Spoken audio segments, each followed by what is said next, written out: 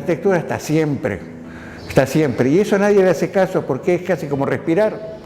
Esa es la función de la arquitectura, cobijarlo al hombre en toda su vida, cobijar la vida del hombre.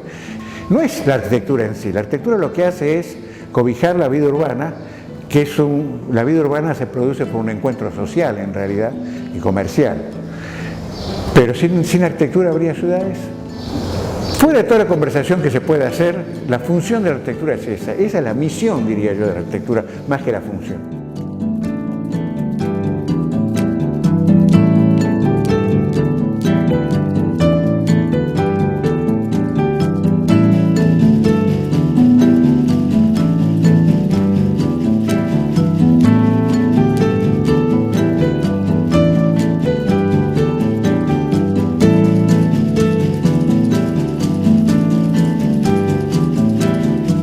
Famoso autor, el único conocido de la época del Imperio Romano, que escribió algo, que se llamó Vitruvio.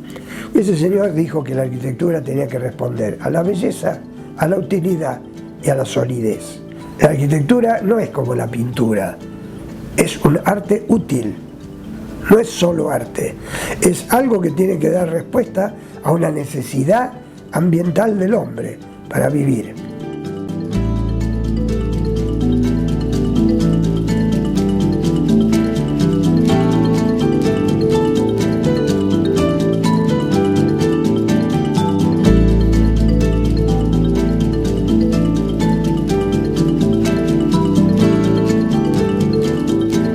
Todo enfoque que hacemos en la disciplina de la historia, avanzamos hacia el conocimiento de lo nuestro.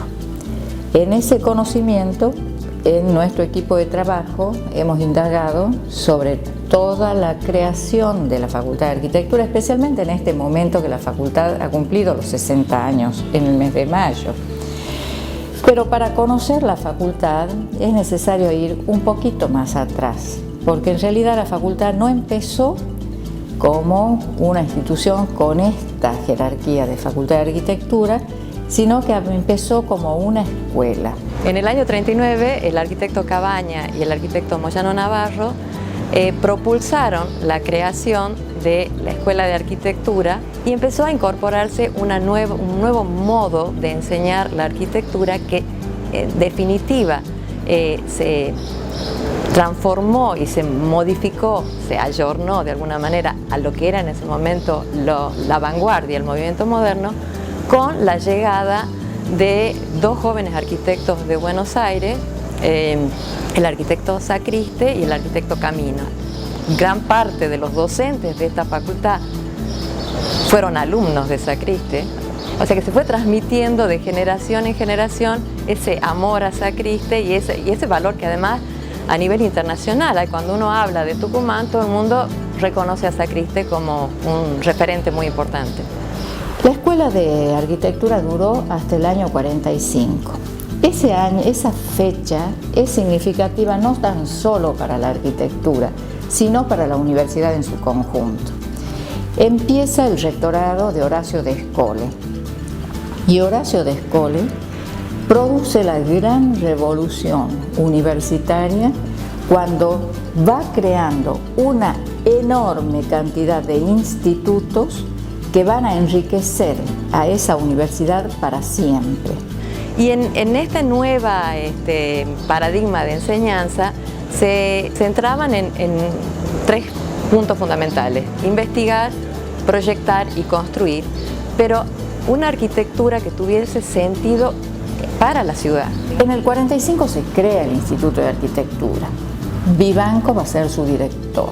Cuando César Pelli, que va a ser egresado de esos años del Instituto de Arquitectura, porque él egresa en el año 48, refiere a su formación en la Argentina, siempre hace referencias a Vivanco como el gran urbanista que marcó su destino. El arquitecto Vivanco es invitado a participar de los CIAM, de estos congresos internacionales de arquitectura moderna, junto con Ferrari Ardoy. Digamos, los dos son representantes en la Argentina, y cuando van a Inglaterra a este CIAM se conectan con los representantes italianos que también estaban en Inglaterra y lo invitan a viajar a Italia. Y allá contrató una serie de profesores que vinieron a incorporarse al plantel docente de esta facultad. Así llegó Enrico Tedeschi para enseñar historia de la arquitectura. Así llegó Chino Calcaprina, un eximio urbanista milanés. Dentro del Instituto de Arquitectura, digamos, y en esa transferencia, extensión, se destacan obras muy importantes que salieron de los docentes y arquitectos del instituto, entre los cuales se destaca sin duda el megaproyecto de la ciudad universitaria. ¿Por qué se hizo en San Javier? Porque en la visión utópica de quienes pensaron la ciudad universitaria, esa Universidad Nacional de Tucumán era de carácter regional. Y entonces Vivanco dijo, no debe estar anclada a ninguna ciudad, debe estar en la región, porque abastece a todas. Y entonces subió a la montaña, donde se compraron 18.000 hectáreas para alojar esa ciudad universitaria y su parque subsidiario.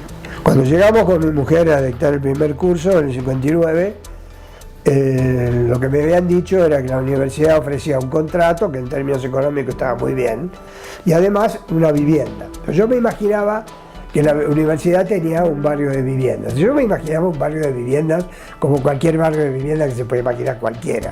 Pero cuando el lugar fue Orcomolle no podía creerlo. Era la sensación de estar viviendo en el paraíso, con serpientes incluidas, que las había, y bueno, y tener una libertad muy grande para trabajar acá full time. Realmente era fantástico. La ciudad universitaria fue el primer proyecto de jerarquía, de peso y de decisión que tomó la Universidad Nacional de Tucumán para construir su propio hábitat. El proyecto de Ciudad Universitaria, Instituto de Arquitectura, funciona entre el 46 y el 52. Del 52 al 55, cuando se crea la Facultad de Arquitectura, hay una, diría, involución desde el punto de vista de la enseñanza por los profesores que se han ido.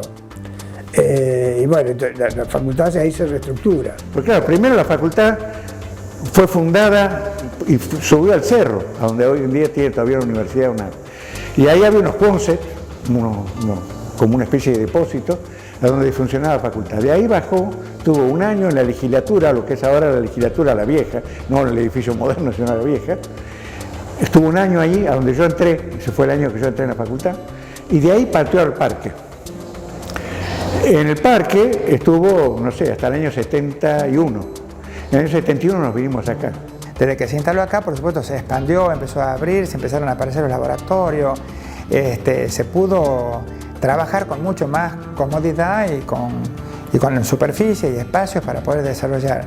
El proyecto de este conjunto estaba coordinado por el arquitecto Mitrovich, que trabajó estos monobloques y la relación entre ellos, este conjunto, era un complejo muy significativo. Se hizo durante el gobierno militar, un gobierno militar. Fue a medias una financiación por parte del periodo Ilia con el rector Birla y del periodo Onganía con el rector interventor ingeniero Paz.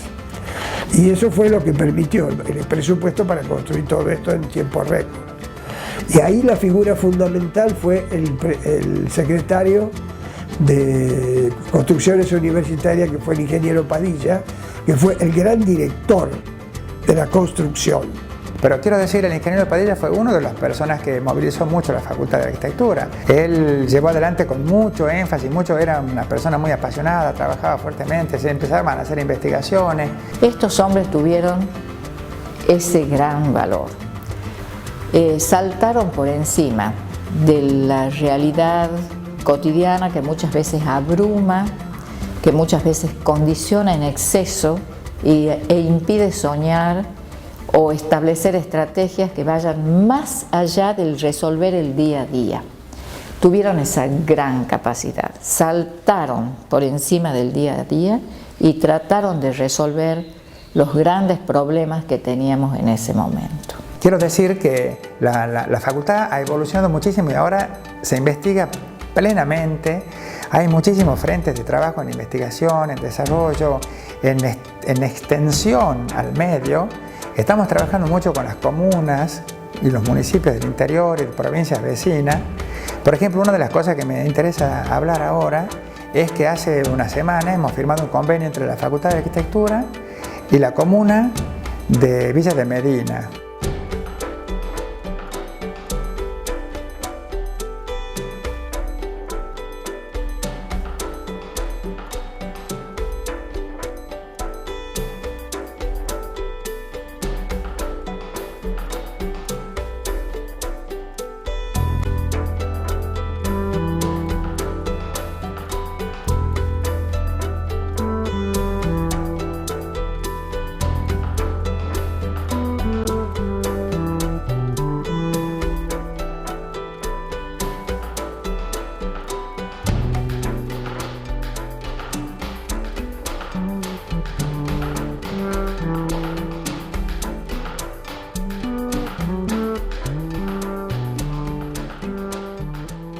El rol fundamental creemos que es que el arquitecto asuma la importancia de su rol en la ciudad, digamos, de una ciudad que se ha construido históricamente. Cómo él intervenga en la ciudad tiene relevancia para la comunidad.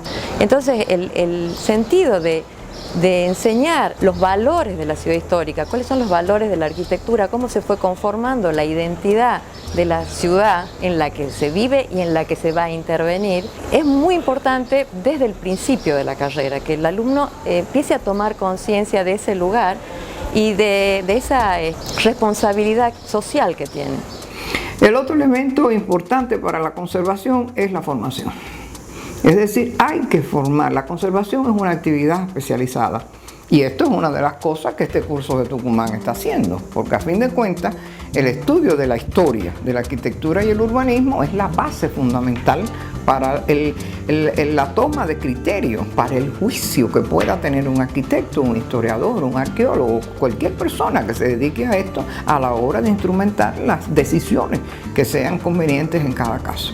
Es decir, la formación de los especialistas.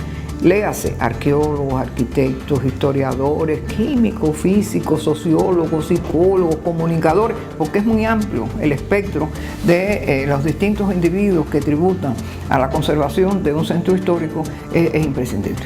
Nosotros estamos desarrollando lo que se llaman las áreas de vacancia, que son aquellas en donde nosotros estamos con falencias. Como los posgrados se hacen cada vez más necesario, la profundización de todo eso, tenemos un plan nuevo que estamos ajustándolo en este momento y la necesidad de poner en funcionamiento nuevas tecnicaturas y carreras cortas. En eso estamos trabajando. Evidentemente tenemos un universo extraordinario que se está abriendo y que por ahora no podemos ni siquiera preverlo. Solamente sabemos que lo que se viene, por lo menos para mí, es maravilloso.